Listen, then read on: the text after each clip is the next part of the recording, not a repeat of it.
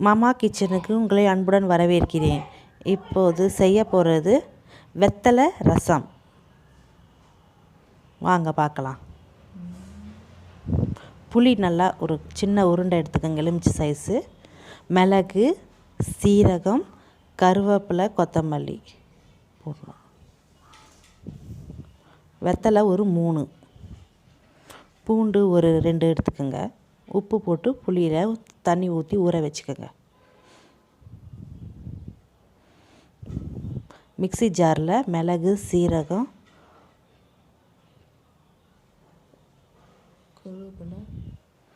பூண்டு எல்லாம் அரைச்சிட்டு நல்லா ஒரு அரையும் குறையுமா அரைச்சிக்கணும்.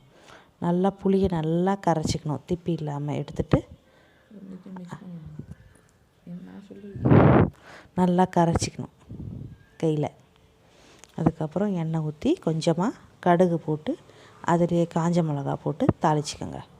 அதில் மஞ்சத்தூள், புளி கரைச்சல, தக்காளி நல்லா கரைச்சிக்கோங்க. அரைக்கும் போது ஒரு பச்சை மிளகாயும் போட்டு அரைச்சிக்கோங்க. கடுகு பொரியட்டோன்னிட்டு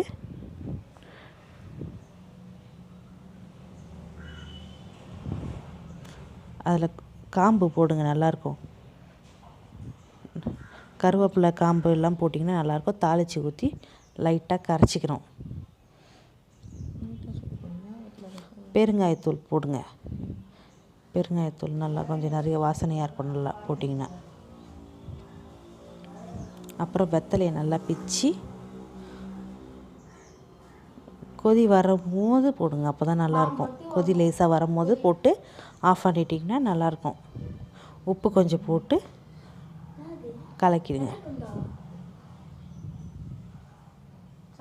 இறக்கிட்டிங்கன்னா நல்லா வாசனையான வெத்தலை ரசம்.